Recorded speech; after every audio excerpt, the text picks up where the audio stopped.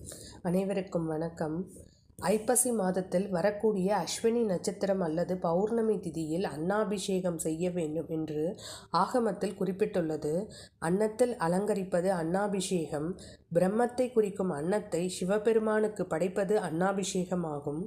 அன்னாபிஷேகம் செய்யும் அன்னத்தை நீர்நிலைகளில் விட்டுவிட வேண்டும். நீர்நிலைகளில் உள்ள ஜீவராசிகளுக்கு அந்த அன்னத்தை கொடுக்க வேண்டும். தானத்தில் சிறந்தது அன்னதானம். அன்னாபிஷேகம் அன்று அன்னதானம் செய்ய வேண்டும். அன்ன சமர்த்தி கிடைக்கும். பசியில்லா தன்மை கிடைக்கும். ஞான வைராகிய சித்தியர்த்தம் என்றால் ஞானத்தையும் வைராகியத்தையும் கொடு என்ற அர்த்தம். அன்னத்தை சாப்பிடும்போது மரியாதை கொடுத்து கீழே அமர்ந்து பகவானுக்கு நன்றி சொல்லிவிட்டு சாப்பிட வேண்டும். யாதேவி சர்வ பூதேஷு புத்தி ரூபேனே சம்ஸ்கிருதா. எறும்புக்கும் புத்தி கொடுத்தார் இறைவன். யானைக்கும் யாதேவி சர்வ பூதேஷு சக்தி ரூபேனே சம்ஸ்கிருதா. யானைக்கும் சக்தி கொடுத்தார் தேவி.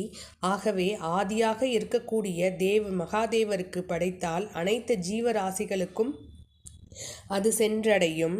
அன்னாபிஷேகம் என்பது ஒரு நன்றி சொல்லும் ஒரு திருவிழா. ஈ முதல் எறும்பு வரை அனைத்து ஜீவராசிகளுக்கும் படியளப்பவன் ஈசன். ஒரு சிறிய கதையை நாம் காண்போம். ஒரு சமயம் மகாதேவர் பார்வதி தேவியிடம் நான் அனைத்து ஜீவராசிகளுக்கும் படி அளந்துவிட்டு வருகிறேன் என்று கூறினார். அன்னபூரணியான பார்வதி தேவியோ நான் தானே அனைத்து ஜீவராசிகளுக்கும் அன்னம் சமர்ப்பிக்கிறேன் என்று கூறினாள். ஆகவே மகாதேவர் உன் வேலையை நீ செய், என் வேலையை நான் செய்கிறேன் என்று சென்று விட்டார். உடனே பார்வதி தேவி தனது தோழியை அழைத்து ஒரு எறும்பை பிடித்து கொண்டு வா என்று கூறி அதை ஒரு சிமிலியில் போட்டு அடைத்து தன் இடுப்பினில் வைத்துவிட்டார். மகாதேவர் வந்தவுடன் அவர் அனைத்து ஜீவராசிகளுக்கும் அன்னம் கொடுத்து விட்டீர்களா என்று கேட்டார். அதற்கு மகாதேவர் ஆம், அனைத்து ஜீவராசிகளுக்கும் கொடுத்து விட்டேன். உன் இடுப்பில் இருக்கும் அந்த எறும்புக்கும் கொடுத்து விட்டேன். சிமிலியில் இருக்கும் அந்த எறும்புக்கும் கொடுத்து விட்டேன் என்று கூறினார். உடனே அந்த சிமிலியை திறந்து பார்த்தால் அந்த எறும்பின் வாயிலும் ஒரு அரிசி இருந்துதாம். ஆகவே மரம் வைத்த அவருக்கே தண்ணீர் ஊற்றவும் தெரியும்.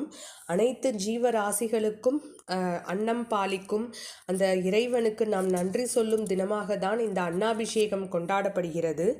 இதுவே அன்னாபிஷேகம் சொல்லும் சிறிய கதையாகும். அன்னபூர்ணே சதாபூர்ணே சங்கர பிராண வல்லபே ஞான வைராகிய சித்தியர்த்தம் பிச்சான் தேஹி ச பார்வதி மாதா ச பார்வதி தேவி பிதா தேவோ மகேஸ்வரக பாந்தவ சிவ பக்தஷ ஸ்வதேஷோ புவனத்ரி.